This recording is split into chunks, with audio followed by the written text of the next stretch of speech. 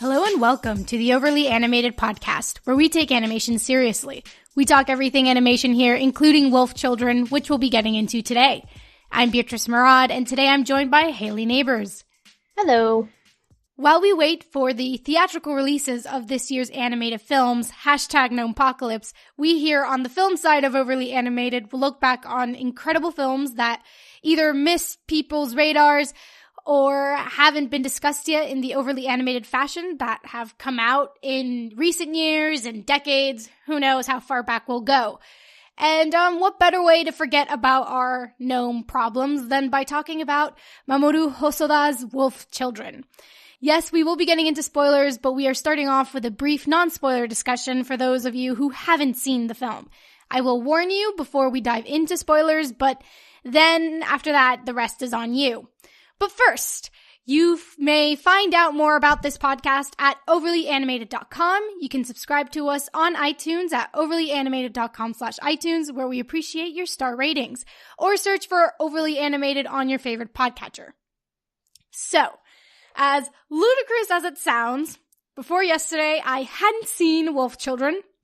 I had seen Summer Wars. I had seen the Digimon movie, which is also directed by Mamoru Hosoda. Not the new ones, but the one that came out in 2000. I mean, even those are not Mamoru Hosoda's most beloved works, but those were the ones that I've seen. The Girl Who Leaped Through Time and Wolf Children have not watched, which I know is horrible. But, Hayley, how familiar are you with this director and his previous work? Not at all, which I'm also ashamed about, because I know for years I've been seeing all this stuff about Wolf Children and all these things that were like, oh, you gotta watch it, it's gorgeous and amazing and everything else. And I don't know why, but I've just never watched it. But now after seeing this one, I definitely want to check out his other stuff, because it's a really interesting style and animation style and storytelling and everything. So I'm a fan now, but I know I'm also so ashamed that it's taken this long to actually watch it. Wait, but you didn't see Digimon the movie? No, not that. I know. Oh man, that a lot of people give it a hard time. It has probably a 25% on Rotten Tomatoes or something. But people have said that it's better than Pokemon the first movie, and I object. But still, Weird. It's still a very big visual film that visually it impacted me a lot. So worth watching just for what he does. Yeah, for sure. But yeah, so let's just get into Wolf Children without spoiling. Did you like this movie? Oh, and also tell me if you watched it in Japanese or in English. I watched it in English because that was the version I could find first. And personally, I know it's controversial, but I tend to prefer watching things in dubbed, just because, especially with something like this where it was so visually stimulating, I really wanted the time to take everything in visually rather than reading the subtitles. And I don't think the dubbing didn't seem too bad. But getting to the movie itself, I definitely enjoyed it. It was neat because it's basically 2 hours long.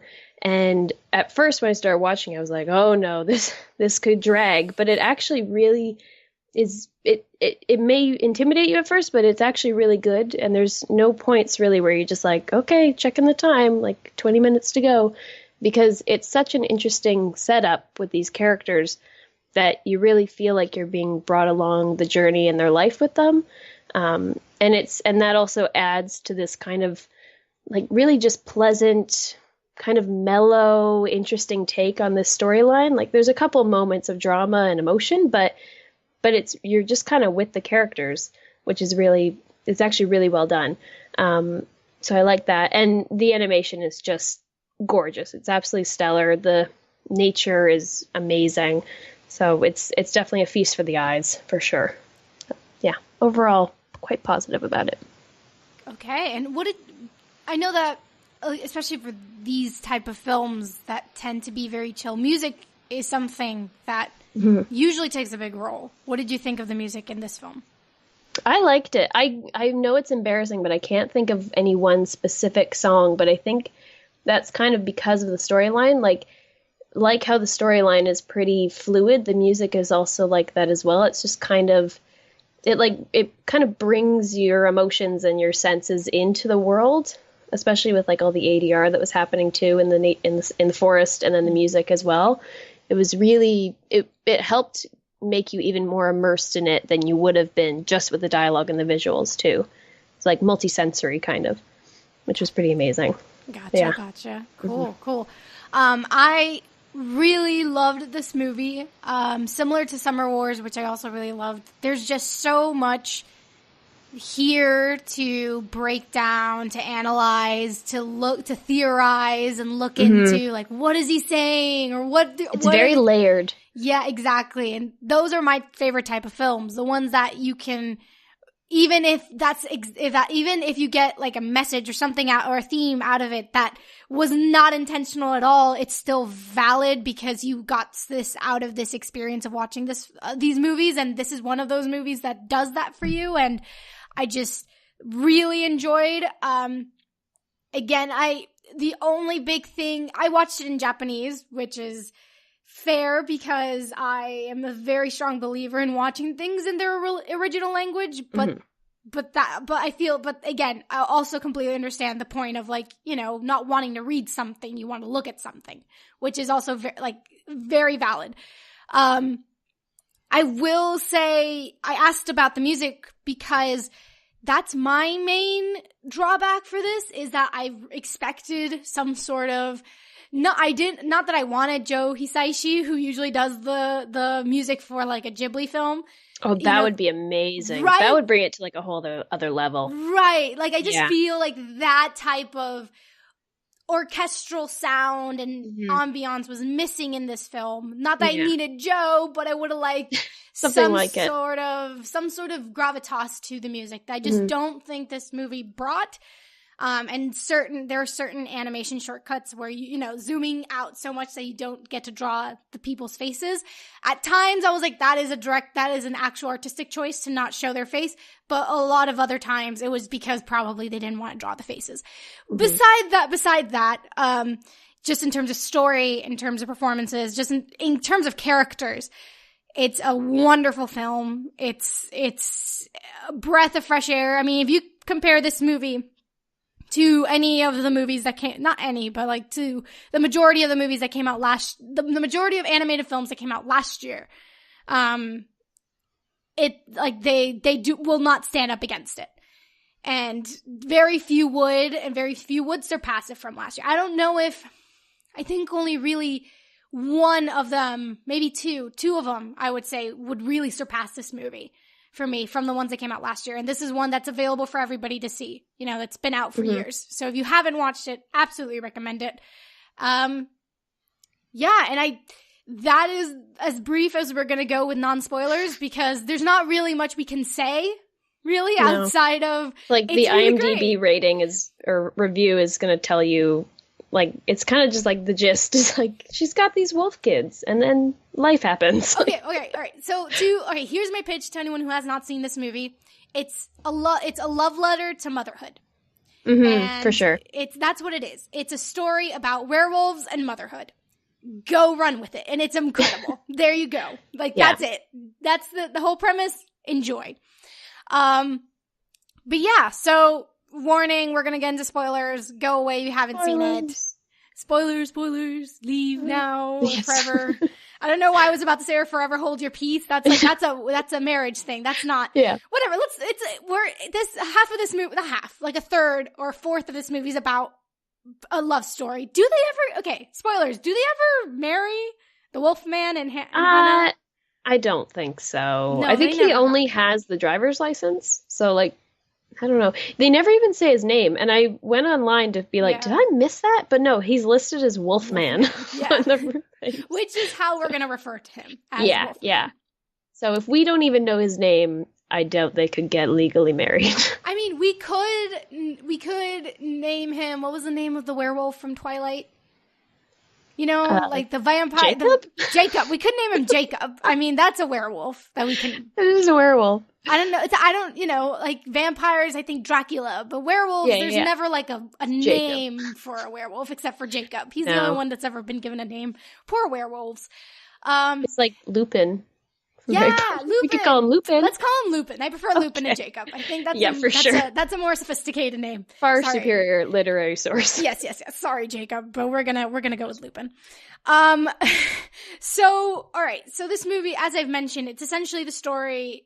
It's Yuki, the daughter of this family, is telling the story of her family and how it came to be. And I kind of divided this movie up into like 5 parts. Part 1 is the love story. That's where we start, is the love story of Hannah and the Wolfman. Part 2 is single motherhood. Part 3, moving to the countryside. Part 4, kids go to school. And Part 5, wolf or man. So that's kind of how I broke this down. Yeah. So let's first talk about this love story, which is very brief. Super brief. Yeah. And I kind of love them for it. I love that it's brief because I am never a huge fan of love stories. Not that they're bad. It's just, I feel like if they are the central focus of a film, I tend to not be as into it. Mm-hmm. For instance, like I adore the love story between Han and Leia in Star Wars, but I'm glad that wasn't the main story that was propelling the films forward. It was just an element of the overall story. For this, there is a love story of a mother and children, but that erotic kind of love story we saw very briefly. Mm-hmm. How did you think they pulled it off? Like, are you as pleased with how they treated this story as I was?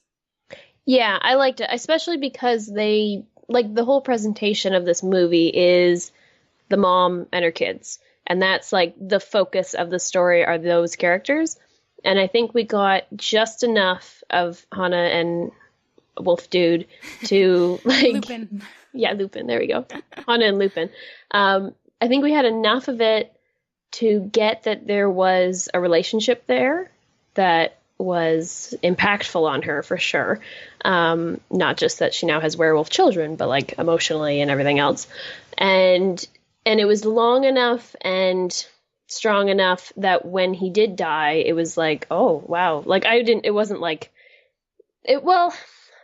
feel bad for him, and that might be terrible, but I felt bad for Hannah, which is like one of our main characters. So that was effective. And it helped to propel the rest of the movie, which is kind of the focus. I did think it was a little odd, though.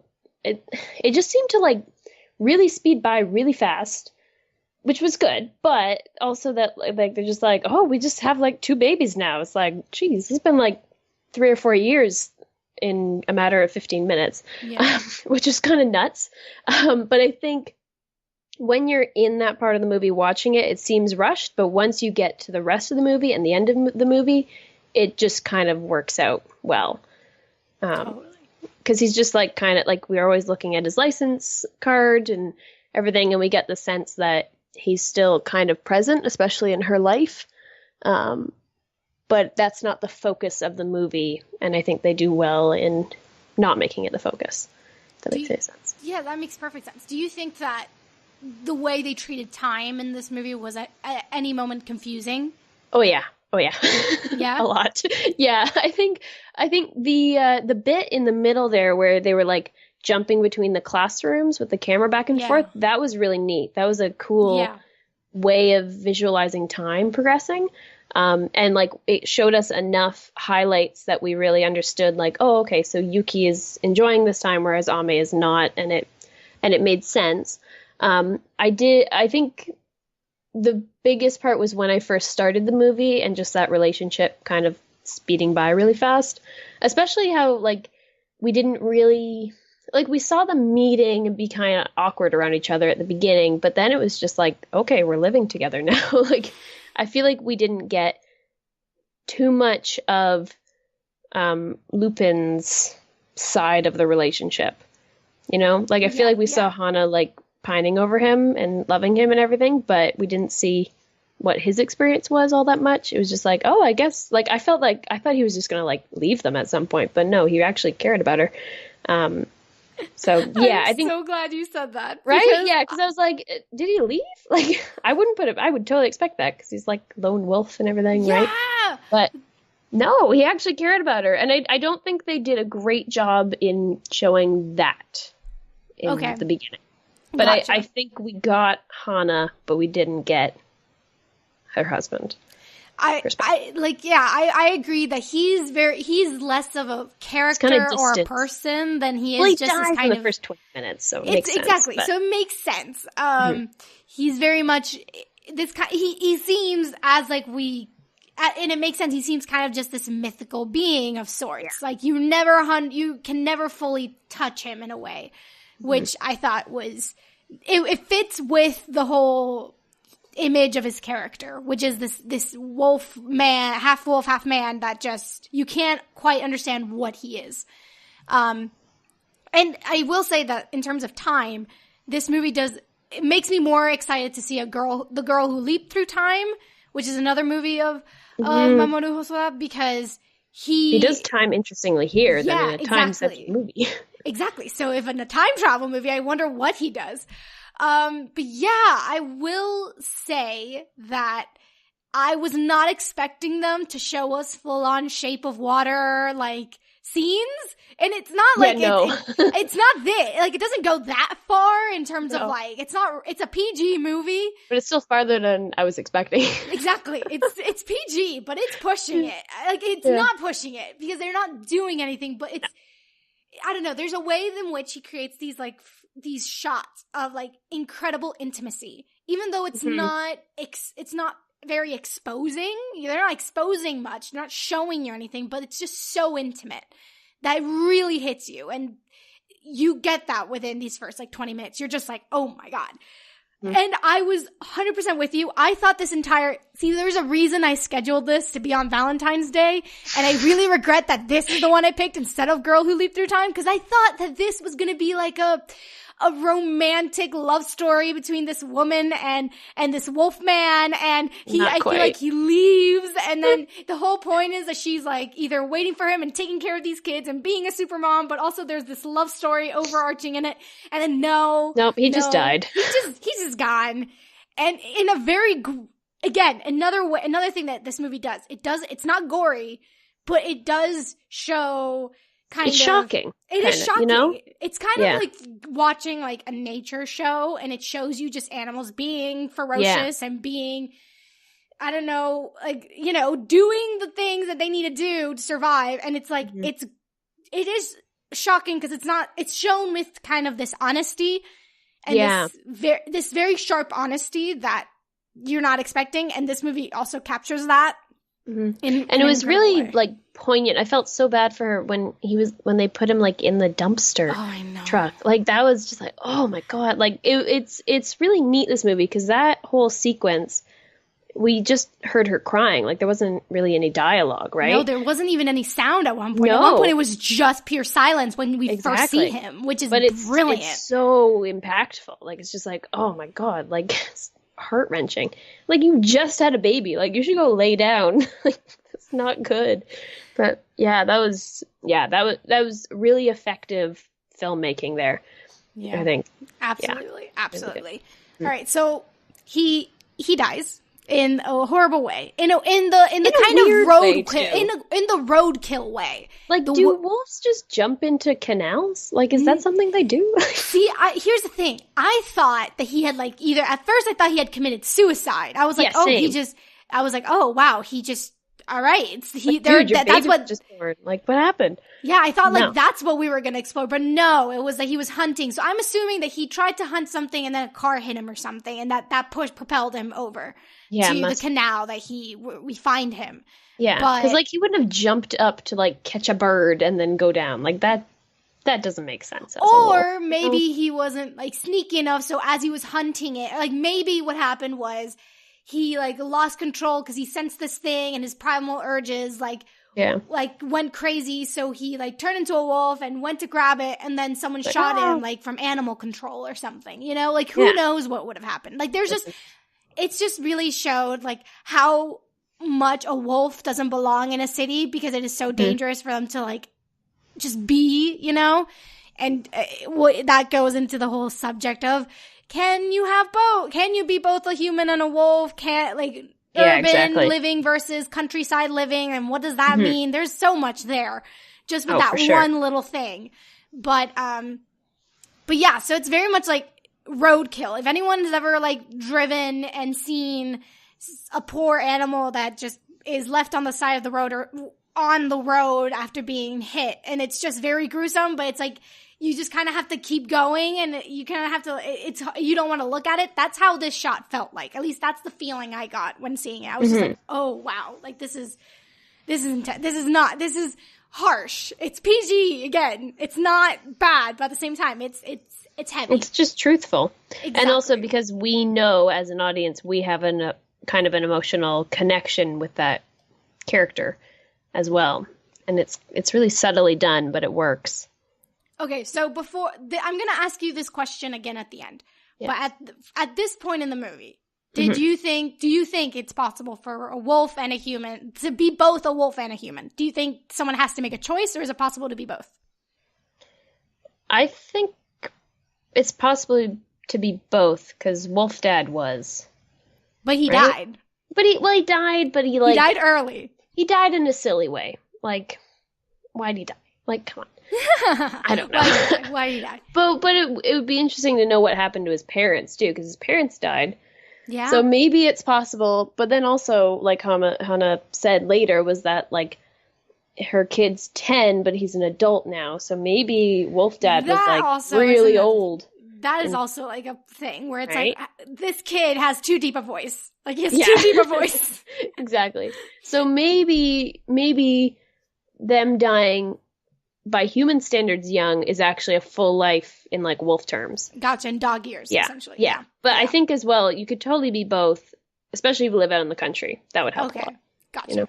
Yeah. At this point, that's what I'm saying. Okay. Fair.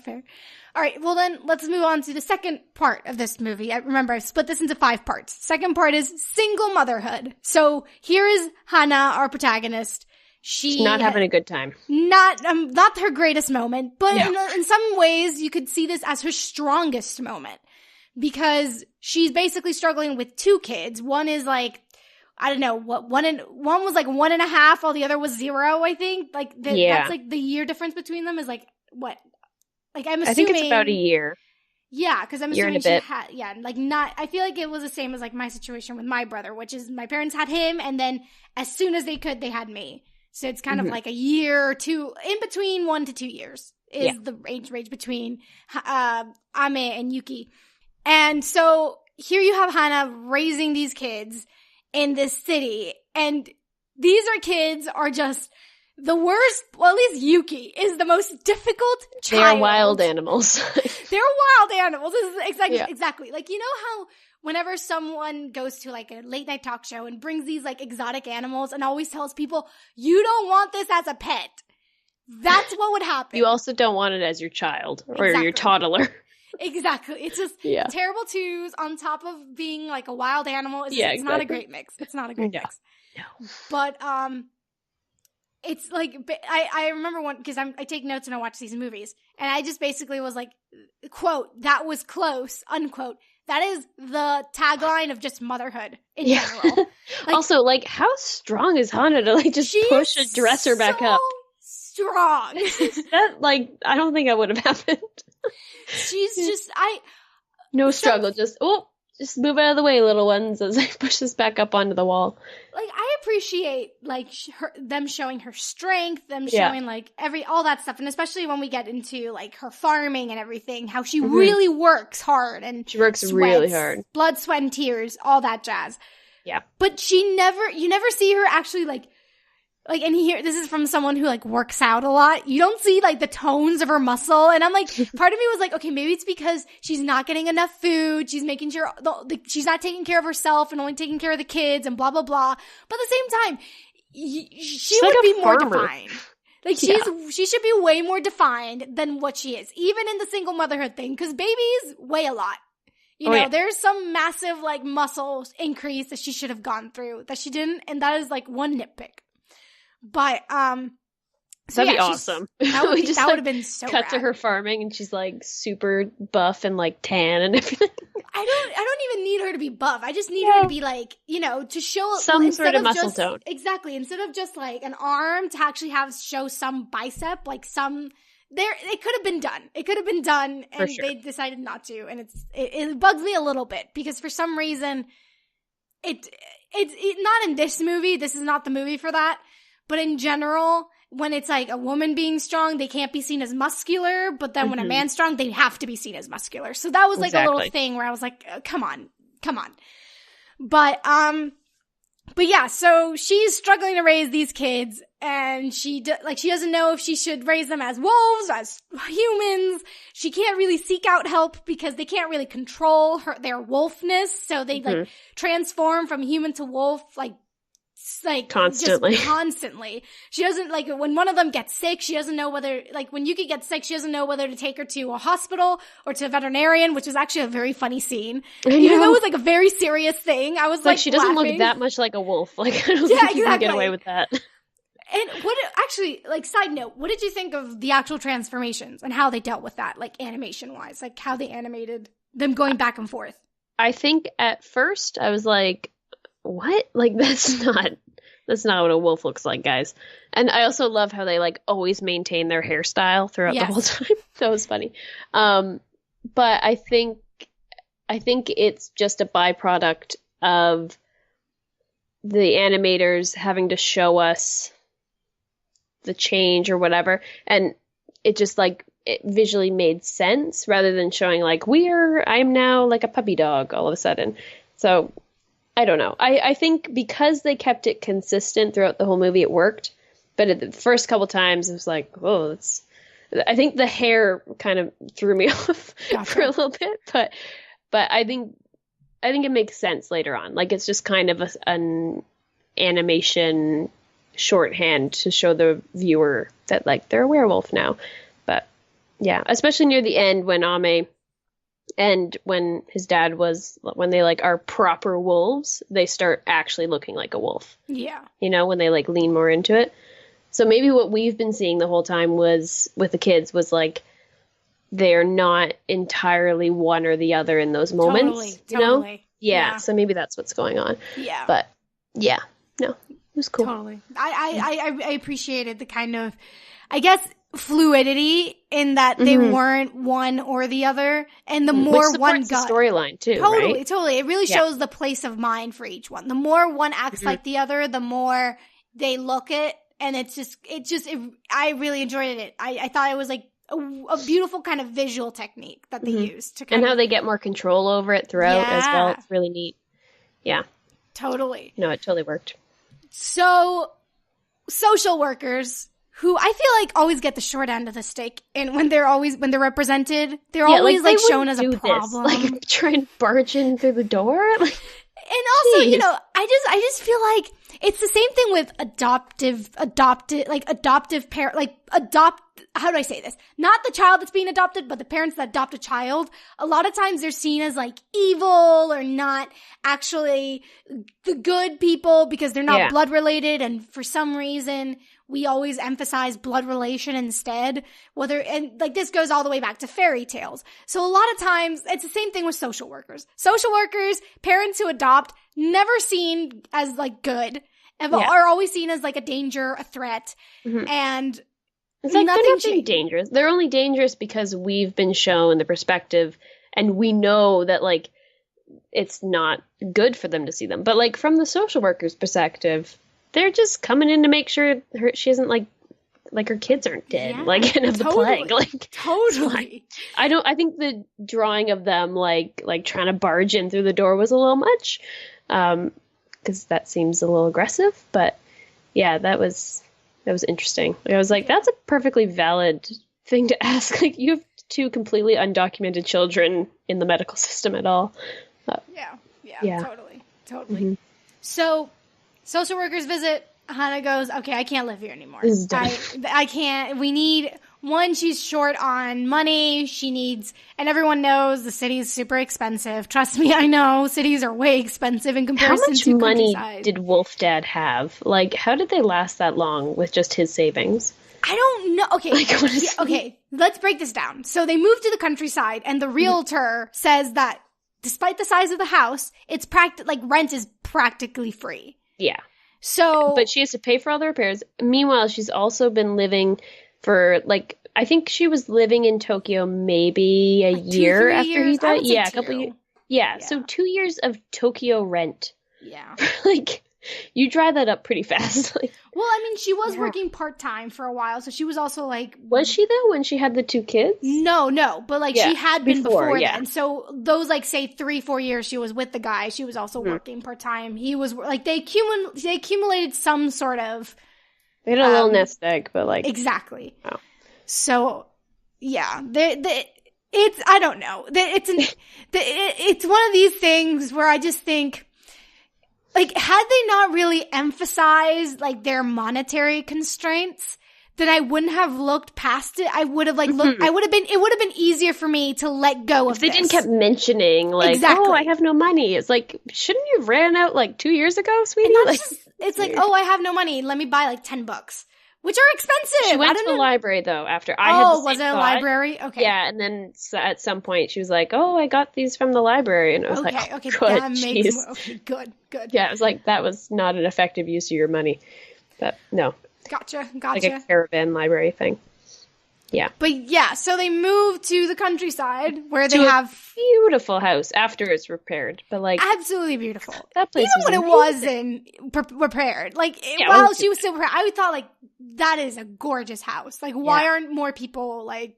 right. Like, I know that it's like exaggerated. Like, I know it's bad. I know that there's so many people that just go, like, especially like young people who like go to like the main cities, who go to Tokyo, who go to Osaka, who go to like the big cities to find work and make a living and whatnot. And a lot of times it's usually like elders who stay in the countryside and no one usually wants to, but it's just a lot of these films just always make the case for the countryside. That part of me is just thinking like, is this just some like weird propaganda for the countryside? Like, are people just like, are people that desperate to get people like out there? Cause it's just interesting how idealistic this Well, it's just looks. kind of like a mythical Yeah. thing, kind of. It's interesting. And don't quote me on this, but I think there's something as well where Japan is either like the top or one of the top countries that has like such a high population, but so much natural preserved space. Yeah. You know? That makes that, I don't know if that's It's something like that, though. but it makes They're sense. known for that. Yeah, and it makes sense too, right? Because like in the culture and in the media, that like nature element in like Ghibli Super movies, even in like Totoro and Mononoke, like those movies kind of remind me of this as well, where the natural environment and the countryside is kind of like a character in its own right in the movie, you know, and like adds to it a lot. Totally. Which is really, really interesting to see, like culturally even, and definitely adds to the richness of the story as well. Absolutely. I think I mean, there's such an interesting history Mm-hmm. in Japan with, well, in terms of their relationship with nature, like Mm-hmm. just even like way back into Shinto, there are things that link it together. The respect for it. Exactly. And not just that, but they needed to really understand nature, like before technology, like way back, in order to survive. Like they're like, because they have earthquakes, they have tsunamis, they have volcanoes, they have like so many things that they needed to like they needed to understand how nature worked in order to survive living there. So it's like completely understandable why there's such an like strong link with them in nature. Mm-hmm. And there is this really interesting sort of, I don't want to get too off topic, but there's just this really interesting sort of relationship they have with technology and like urbanization, because it happened at such a very fast moment. Like it happened so rapidly for them. Mm-hmm. And cause I think it was did it start in the 80s? I guess it was like the boom in technology with them. Yeah. And then not just that, but they've seen like the worst in technology as well. Like they've suffered from technology, from the bomb to the nuclear disaster. Like they've seen the two extremes, both of nature and of technology, and it just makes them. It just really complicates the relationship with technology, and seeing it on screen. Like we see that here, we see that with this movie, where they're not saying that that city life is bad, but there is this kind of thing where, you know, we take the wolf image, and instead of just seeing it as a wolf, and instead just seeing it as being your true self, being closer to nature, and like being free to be to follow every instinct you have. Yeah, for some people, the city and the urban's going to work for them, but other people, it's not. Exactly. And even if you're in one or the other camp, the not viewing the other side is like inferior in some way, or something that, like, if you don't get it, it's not something bad necessarily. Yeah, but again, if you don't get it, then you're rejected from the city in a way. Like you have to leave. No, but if you're like on the other side of the spectrum. Oh, gotcha. Yeah, totally. Which is really interesting. So, and it's, I don't know, it's interesting how like countryside is like the marriage of the two. Countryside is like the one where you can be both, but even then, can you? Because that's where I thought this was. See, this is where I thought the movie was going. And I love that the movie didn't do this, and this shows that I'm inferior when it comes to storytelling. Because here they are, they finally have their isolation, their freedom, and cheaper rent, and Hana's trying to farm because she wants to start. Not only is she rebuilding this kind of beautiful but broken house, but she also starts like growing her own vegetables so she doesn't have to pay as much for food, and the crops keep dying.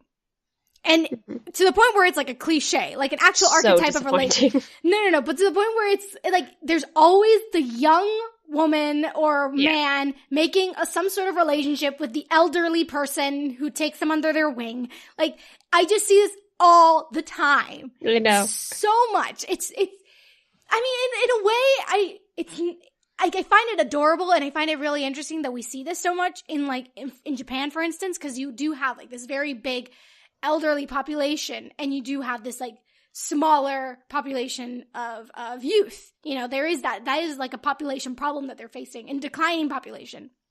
You know, birth rate lower than mortality rate, doesn't matter. Mm-hmm. Other way around. No, that's the proper way. I don't know. Yeah. It was a long time ago when I said this. But point is, it's just to the point where now that's like such an archetype, this relationship. Yeah. And here we have this kind of farmer who's like apparently 90.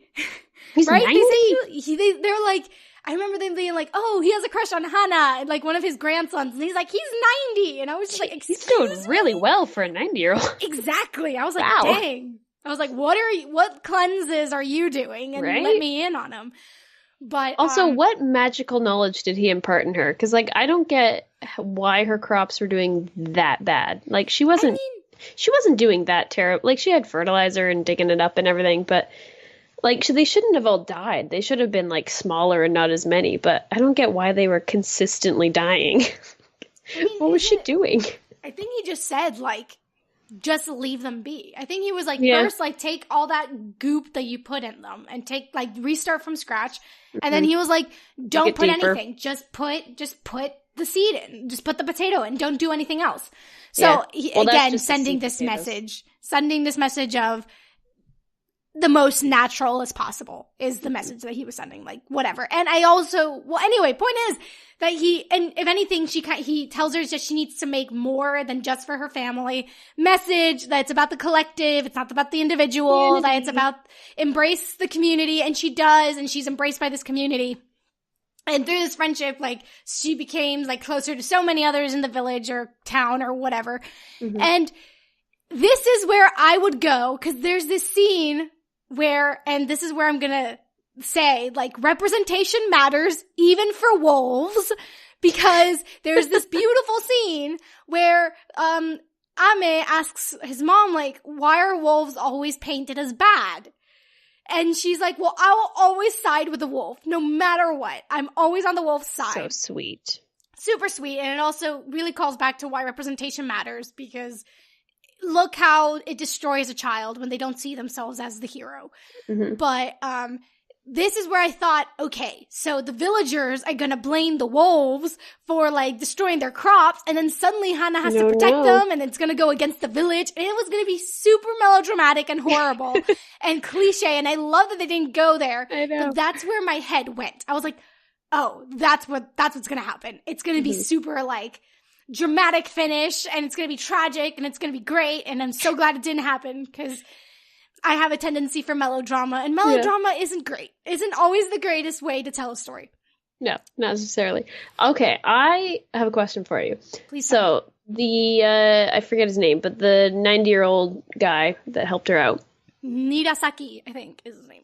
I don't know how his name is in the dub, because I'm not sure. I have Grandpa. no idea. Let's call him Grandpa dude. I feel like I was waiting for the revelation, but I feel like he knew that they were wolves. Did you get that sense too? I don't know. He seemed way too interested in them. And then also Hannah had that picture of the mountain where Wolf Dad grew up. Yeah, and that was the same spot, right? So I was like, oh, he knows like Wolf Dad and his family. But no, nothing came of that. But I was expecting the entire time for him to like shapeshift into a wolf and himself and be like, I'm actually their grandfather or whatever. It didn't happen. But he was just a nice old man. Especially who never smiles. Right. When she went to like see him and then he told her off and she started laughing, that intense scene, you know? Yeah. That bit, I was thinking that was going to be the moment. And then it didn't happen and we like rarely saw him again. Yeah. Yeah, I don't know if I was reading into it too much, but it was like something's up with this guy. I mean, there's definite that is the same place. Like that's definitely the mountain, like totally same place. And he said there's no wolves here, really ominously. Interesting. I mean, I thought that the wolf man started out as a wolf, if that makes any sense. Like I feel like if there was ever any family of the wolfmen left, they would be wolves in the mountain, is how I kind of took it, if that makes sense. Didn't I say, though, that, like, it might be different in the dub versus the sub, but at the beginning that he was the last of, a line of these things. So I think... Yeah, they did. I couldn't figure out what they were saying there, because, like, they said he's the last of this wolf line, but it sounds like it is a werewolf line, rather than just wolves. Yes, I guess. Or maybe it's just... Maybe it's just... Like, what's the logistics of that? Like... I don't know. Maybe it's maybe it's that he. I mean, I don't know. Like for a question, like, will Ame ever be able to turn back human now that he's fully embraced? Yeah, right. You just like lead into it. Like, I don't know. I have that's a fascinating question. I do not have the answer. He was looking pretty wolfy at the end, so maybe he's stuck. I think that's the safer choice. I think he made his choice. I don't think there's ever going back from it.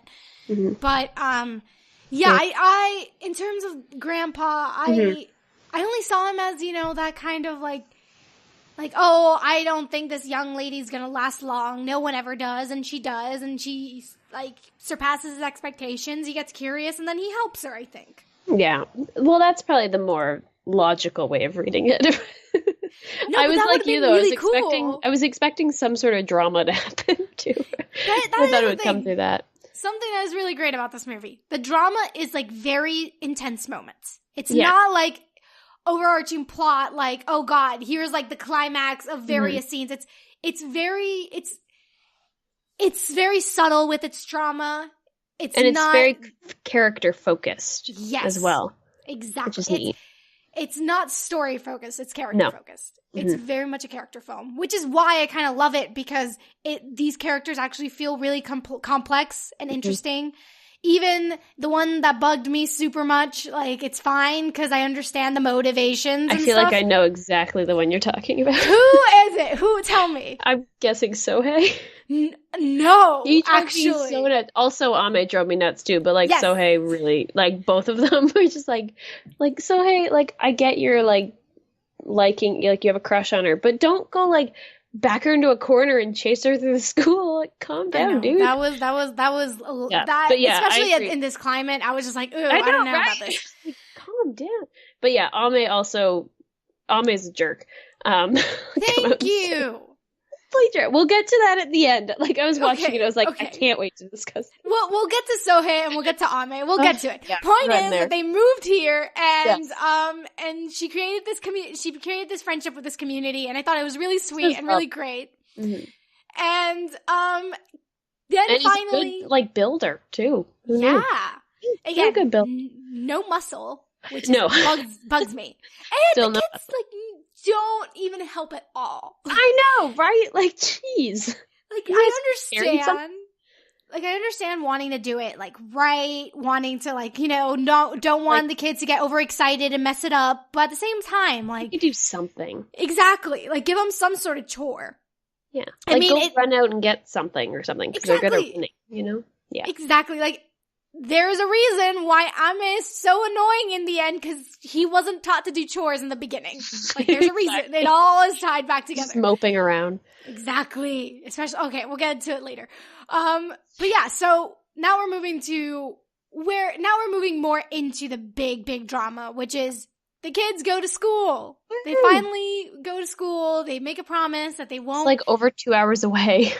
I know. Oh, how horrible would that be? What? Like, they probably have to wake up like at 4 a.m., you know, or something. That's intense. 4 hours of transportation every day. I don't know. That's a lot. But, you know, this is like a very, right. Okay.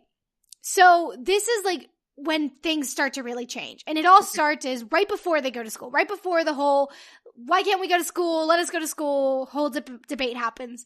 Ame, the younger brother, he has an accident. Similar to his father. Yeah, similar to his father. He goes after this he goes on a hunt, and he falls into a river. Not a canal, but into a river, and he starts to drown. Unlike his father, who doesn't have a big sister, Ame does, and Yuki saves him. But this is where everything starts to change. Yeah. Suddenly, Ame, who's always been scared of being a wolf. So, like, Yuki's always been the one that it freely transforms into this wolf and doesn't care. She's super active. Ame's the one who usually is only turns is after she kind of prods him or follows really with skittish. Her. Super skittish. Yeah. And, you know, like, it's interesting because you rarely see him on 2 feet. It's usually he's on his 4s, even though he's still human. Oh, yeah, he is, isn't he? That's neat. When he was younger, he was really on his 4s, while Yuki was always on her 2 feet. So that even though she was always the one who became a wolf. So, interesting little, like, visual hint there. But yeah, so he finally, like, embraces his instincts, and even though he almost dies, there's a shift. And I think there's also a shift with Yuki, where suddenly she becomes to fear the wolf after seeing that happen to him. So the reverse happens. Suddenly now, Ame is the one who really becomes, like, connected with nature, the one that's super into being a wolf and doesn't really excel or whatever. And Yuki is the one who wants to be human. Whereas before, you would have made the argument that they were opposites, where she was the wolf and he was the human. Now things have switched. So they start going to school. Yuki, like, succumbs to societal pressures and wants to be more ladylike, which is so frustrating. It is. I was like, no, you would be still so popular as the why can't you be a tomboy? Like, embrace your tomboyness. Keep it's the okay. Box of skulls. Yeah, like, for Yuki. Oh, God. It was funny. She's like, look, I have a snake. And then all the girls just run away. Like, I would have run away too. I would have. Yeah. But also, like, I hate that we're very visually shown in not a negative way, but just in a, that's what happens kind of way, where the girl just kind of. Girl. She becomes a girl, which is, like, so annoying. She was a girl before. Like, you know what I mean? So it's like, Exactly. But, and Ame, just completely a loner, he gets bullied at one point. Multiple points, really. Multiple points, yeah. Yeah. And it's just, I don't know, there's this kind of rift that starts happening where, like, she starts gaining her, like, independence and freedom and finding a sense of herself as a human. But then as he is growing to find a sense of himself as a wolf, he's gaining less freedom. He's becoming more constricted, which is something really interesting, this, like, very interesting dynamic. So I wanted to first ask you, what do you think of, like, this choice? Like, do you think that do you like the fact that Ame was the one who became more wolf-like and Yuki was the one who became more human-like? Do you appreciate this choice? Do you understand it? Did you see it coming? What do you think? I think I was not shocked about it because I had seen, like, GIFs on Tumblr of him being the wolf that leaves. So, okay, gotcha. So I got spoiled about that. But even without that, I think it's satisfying and it makes sense because it seems like Ame's problem a lot of the time is that he's not very vocal and, like, outgoing with other people that he's interacting with, which at first we understand as being like, oh, he's just really shy and is kind of scared. Whereas Yuki's like, oh, she's a daring wolf. But then when they're actually around other people, it becomes really obvious that he's not just shy, like he just doesn't really seem to get humans very much and the vocalization of humans, whereas Yuki totally thrives in that. And how she like forms this little pack of all her friends and everything, and she really, she just thrives in that environment and with other humans, whereas Ame is much better in quieter environments like the mountains, right? So I think it makes sense in the end. I would have been interested to see what it would be like if I hadn't been spoiled and knew. But yeah, I think there's enough in it in the first couple parts of the movie to justify what happens later with them, you know? Yeah, like it from a character perspective, it makes sense. But I also wish that Yuki had been the wolf. You know, that would be cool. They would have been something so powerful of, say, like, you know, something similar to, say, Kaguya, Princess Kaguya and the Tale of Princess Kaguya, where she embraces her godliness because she's rejecting the societal pressures of being a woman and what is expected of her.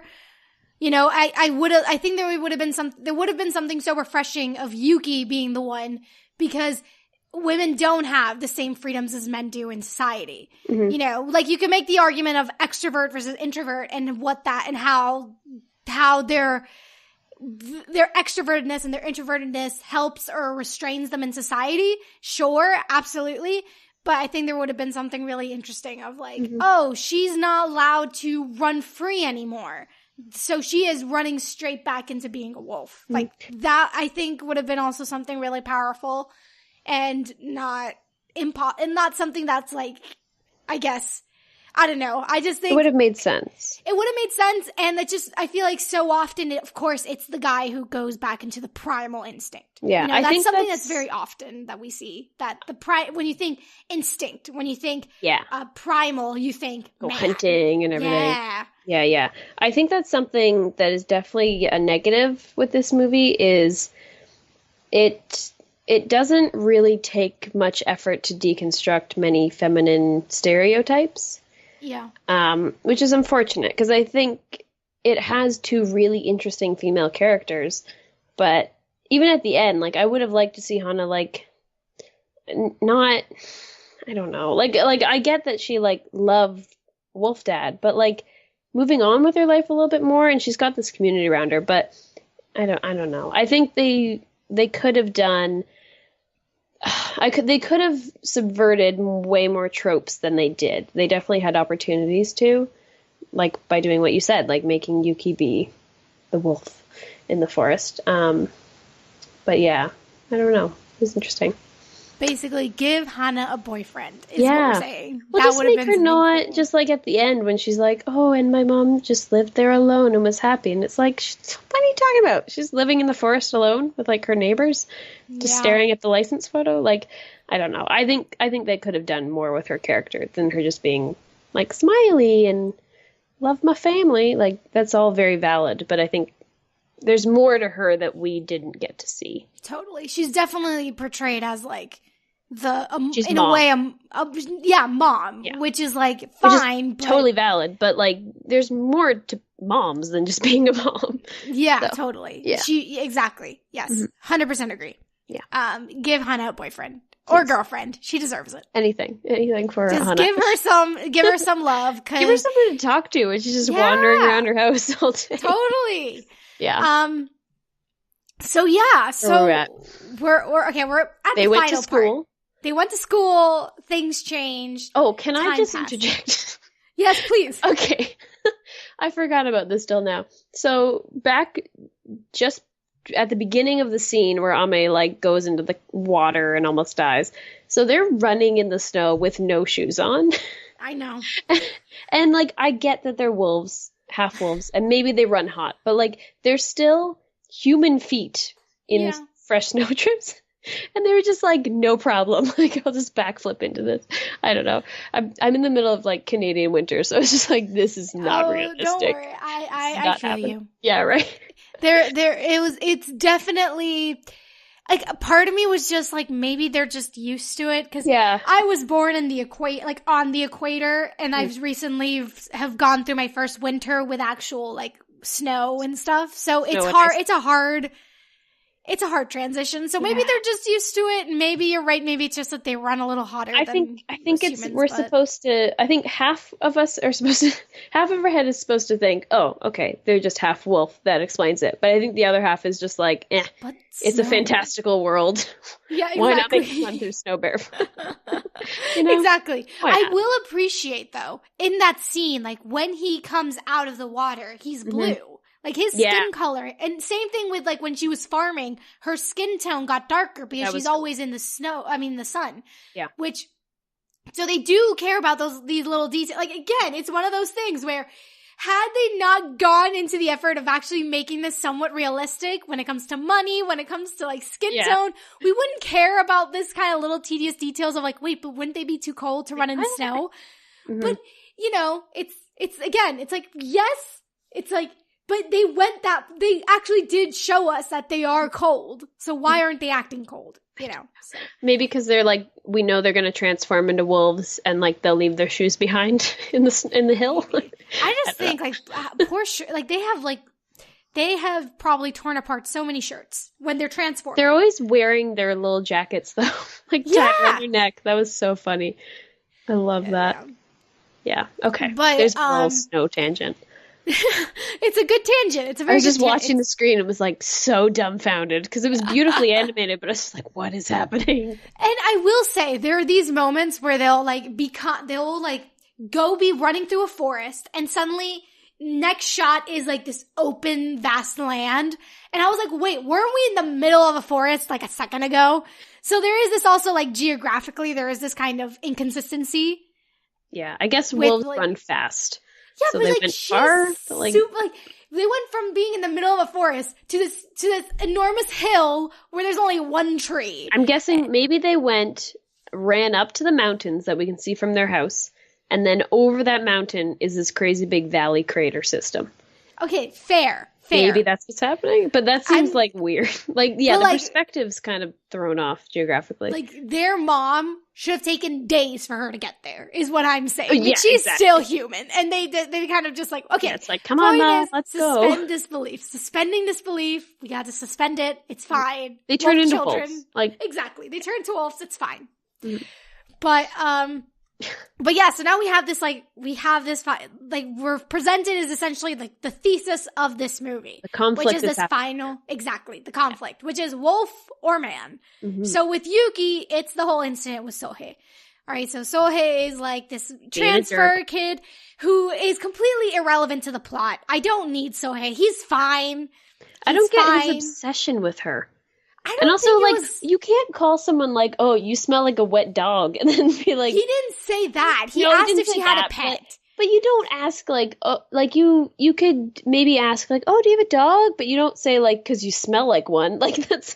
And then be like, what did I say? Like, that's rude. He was just like, he's in 4th grade. It's very true. He's in 4th grade, and he was like, oh, do you have a pet? She's like, no, why? He's like, oh, because you smell like people who have pets. Which is, like, interesting. I've never really noticed was also another instance where I was like, oh, dang, is Sohei also a werewolf? Because no one else... didn't think that. No one else smelt her, ever. She didn't even smell her. And then later on when he, like, covered for her, I was like, he knows something. But yet again, him and Grandpa, they don't know at all what's happening. But, yeah. But I don't know. I think the reason why I kind of rejected Sohei a bit was because the whole drama with Ame was between him and his mom, and Yuki was just completely absent from it. Yeah, Sohei didn't really do much. I guess he's showing her connection to humanity, I suppose. But I would have preferred, if they were going to focus on motherhood, I would have preferred her connection to her mom. Yeah. Because for so long, like, Ame and the mom were the ones who were super tight. And she was just, the older sister one who, like, took care of everything for her younger brother while the mom couldn't.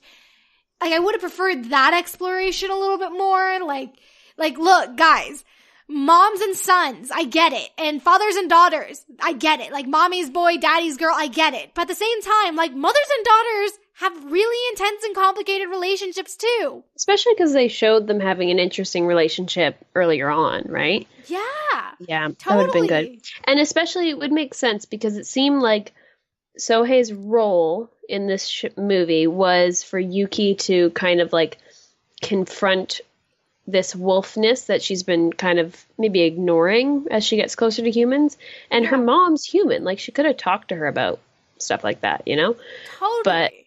But she didn't, which, like, she could be her sensei, you know? About humans. Yeah, exactly. Like, I there was just this, for the most part, and I mean, I can kind of understand maybe that maybe Yuki is still a young girl, whereas maybe Ame kind of is in dog years where she isn't. An adult. I don't know. Like, I mean, look at his voice, and he kind of shot up in height as well. At one point, he was taller than his mom, and I was like, "Wait a minute, you're 10." What is happening? But yeah. So I kind of like Sohei. Like, I like how she loses it, and she kind of has to and I love how like it explores her guilt. Like, she's so terrified of having spilled this secret. I know, that was really sad, that scene when they were in the car.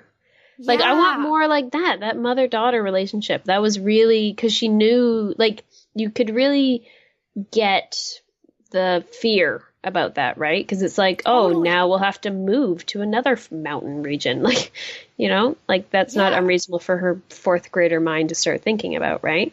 Yeah. And I mean, and it also, like, it shows you just how much this secret has, in a way, changed this usually super bubbly and happy girl into this silent, wouldn't speak a word woman child. Because she has to, she kind of, her innocence is tarnished because she has to keep this huge responsibility and the secret in a way. And she just wants to be human. Like, yeah, that's all she wants. And now it's like, I don't know. I understand the purpose of Sohei. I just wish instead of him, there could have been something like with the mom or something, like, or maybe they could have done something like Incredibles where she like becomes like an athlete. Like, okay, how cool would this be? Suddenly she just becomes like she becomes part of like the soccer team at school. Yeah. And there's like a big game. And then in the heat of the day, like some girl from the opposing team picks on her and then they have a fight. And that's how it is revealed that like that. And that's the conflict, that she hurts a girl through like some like physical activity instead of like some sporting event, instead of just some random boy. So he like chasing her around. Instead of just some random boy that we just that's thrown in there because we want hetero. Yeah. Which is essentially what it is. Even just having a conversation between her and her mom would have been interesting. To get her, because I know Ame, like, his decision to be a wolf is presented to us as being more kind of like dramatic. Yeah, but totally. Yuki is still, she's also half wolf. Like, it's big for her to decide to just be human as well. But then because we're humans, it just seems natural. But it's like, no, she should be going through some stuff that she could, like, vocalize with her mom about and work through it together. But I think Yuki was kind of... But maybe it makes sense, because it's kind of showing that, like, the world that is set up is encouraging of people to act human, which, you know, we're not anticipating there are werewolves in the world, but you could take that metaphor any way you like. So maybe Yuki's, aside from the Sohei incident, Yuki's relative ease with fitting into conventional society is, like, society's made for her better than it is for Ame. Totally. And maybe that's what, like, there's a lot of layers to this movie, which is really interesting. Yeah. Like, I don't mind Ame being the wolf. He's just mean to his mom, which is like... Exactly. That's the thing that really bugs me. He's so ungrateful. His whole story... Okay, great. His personality, like, come on, dude, get it together.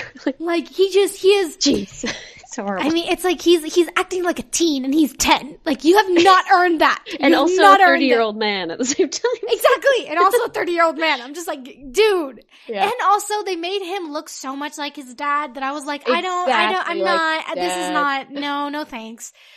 Like, this is not something I want. They could have given him the haircut and then, like, make him a brunette. Like, that would have, rather than the blue hair. Exactly. Yeah. Like, I would have just, and they made Yuki look a lot like her mom. Mm-hmm. And I was just like, no, that's not. Like, no. Your children look like exact copies of each of you.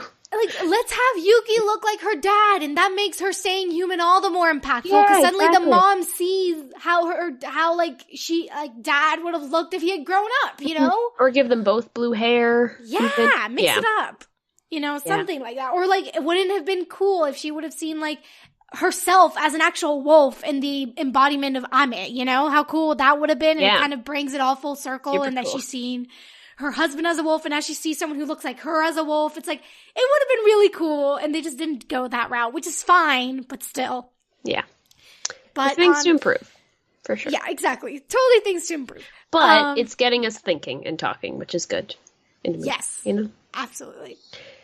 And what did you think of the fox, by the way? Before we, like, did you like that it was a fox?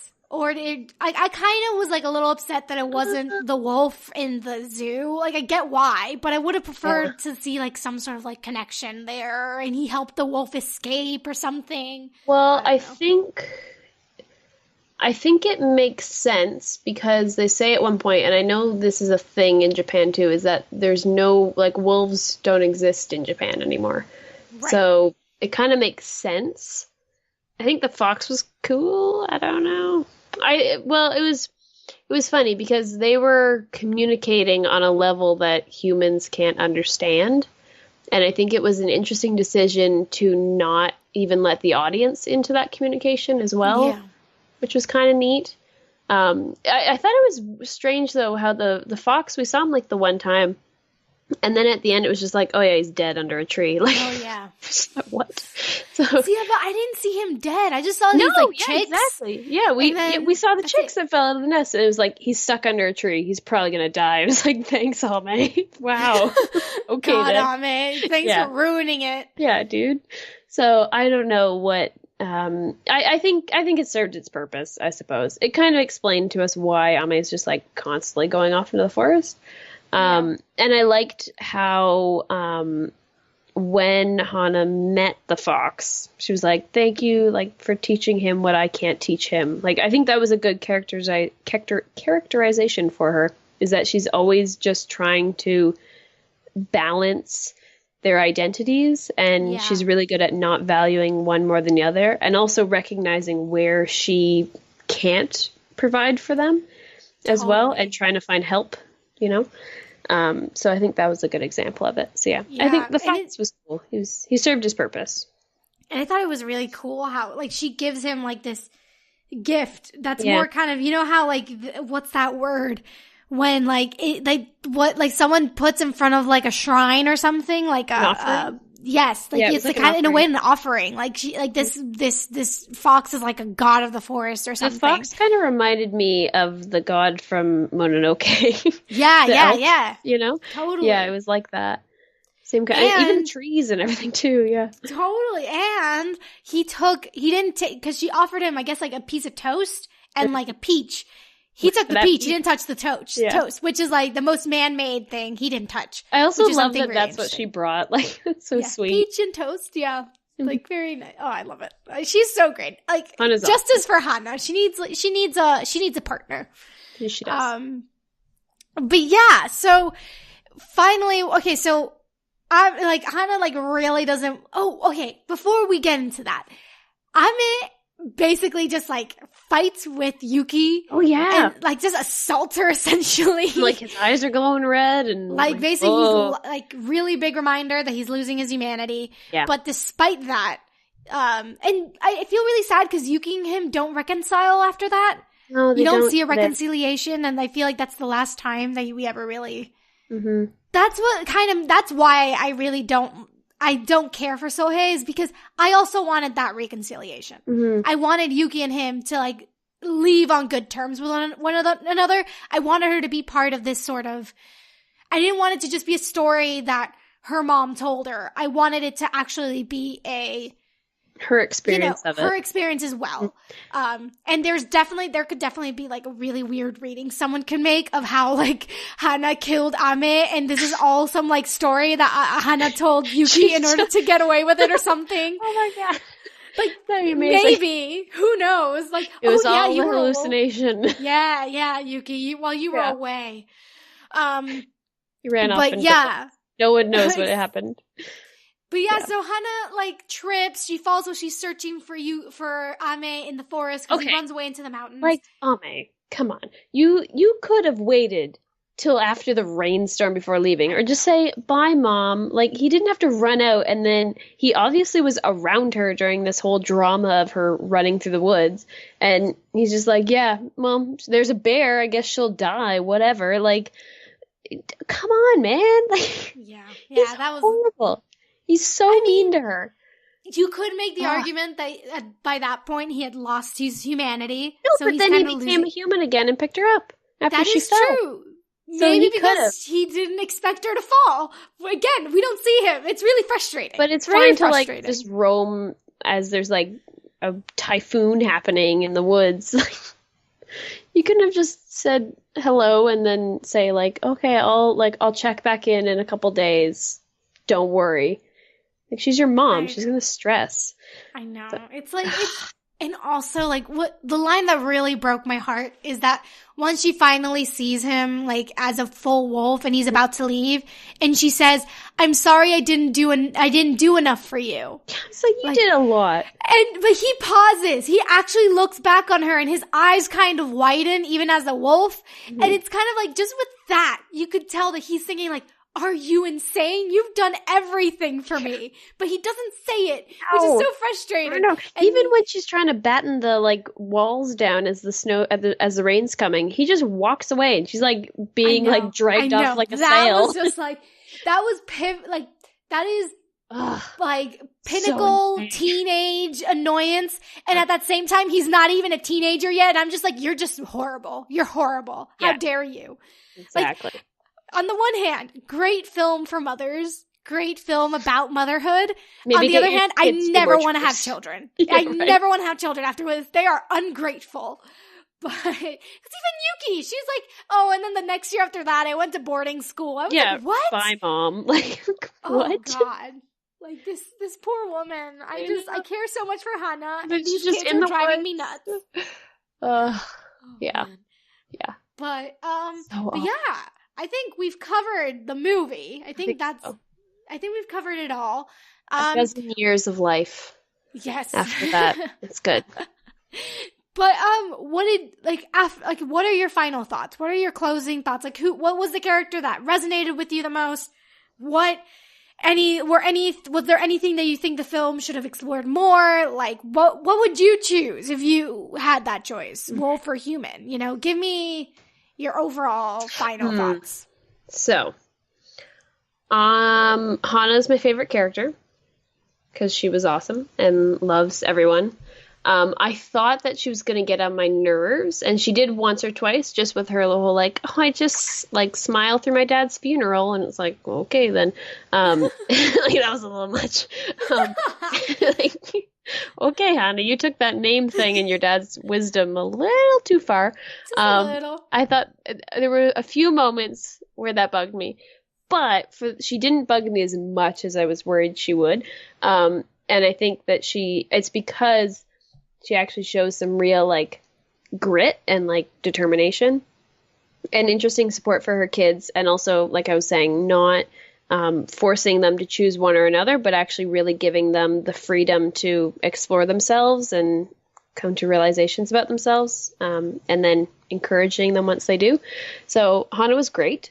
I think something I would change would be, now that you mentioned having like a Ghibli soundtrack in the background, that'd be so good. I think that'd be amazing. And also just adding more complexity to the female characters and less kind of like feminine stereotypes would have been interesting, and I think would have just added to the richness, because two of the main characters are female and they're already great characters, and that just would have elevated it even further. Also make Ame not be such a jerk. That would be good. And I don't know, I think would I be wolf or human? I don't know. I would be like wolf dad and balance the two, probably. Hopefully. And live in the country and in this beautiful house. But Yeah, depends. No, it was good. Cool. Mm-hmm. Awesome. Yeah, I think for me, the biggest thing, I mean, again, Hana is my favorite character of all of them, but I think rather than complexity of the characters, I think where the film failed them was in the plot. It wasn't necessarily like the characterization wasn't complex, but the story that each female character was given in comparison to the story that the male characters were given in comparison. Yeah, in terms of like drama and everything. Yeah, for sure. So I think had they had equal sort of, had it been equally theirs, then maybe it could have been a little bit more like, I mean, again, Hana's like, her journey is also Ame's, like that's the big one. So with her learning to let go and all that, but the main focus was the choice that Ame made, not Hana's. She was kind of like she couldn't do anything about that. And that's like representative of motherhood, of course. She can't choose for them. But it's kind of her story as well. Like totally. It's interesting because it's narrated by Yuki, but it's Yuki narrating her mother's story. But at the same time, the most important choice is Ame's choice. Yeah, exactly. Yeah. So it is this kind of weird sort of ranking of importance in some ways. Maybe if Yuki had been given like a much more, in terms of her story, or at least the conclusion to her story, had it been more complex, then it wouldn't be that big of a deal. But since or had it that wasn't battle scene you wanted of like the community going against her. Oh yeah, that would have been cool. Yeah, that would have been pretty rad. But yeah, I don't know. I just feel like that could have been also really cool with like going like protecting nature. Not all the villagers, but maybe some of the villagers, and then the villagers fight each other. I don't know. There's something in there. There could have been another dramatic moment. Yeah, another dramatic moment somewhere in the middle of the film could have happened. Totally, that could have been really cool. But yeah, I don't. Would you be wolf or would you be human? I mean, to be honest, I think I'd pick human. Because I would be too scared to be a wolf. Very true. I know, right? Like, I just be like, I don't know, I feel like I'd be... So. Not only do they die young, but like, I would be the first to die. Yeah, probably. Same. I would be the first one to go. I would not last long. I can't even survive winter. If I had the choice, I'd pick both, because that would be really cool, and maybe I'd become a superhero or something. That'd be cool. But in reality, if I had to pick, I'd probably just stay human. Yeah, I already have too many identity issues. I do not need another one. I'm also another species. Oh no. Yeah. Oh my God. What are you? Yeah. Like, I always call myself an international mutt. That is taking it way too far. Literally happening. Yeah.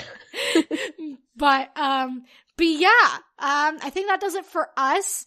You can find out all the info on this podcast at overlyanimated.com. Join us on Discord to text chat about animation at overlyanimated.com/Discord.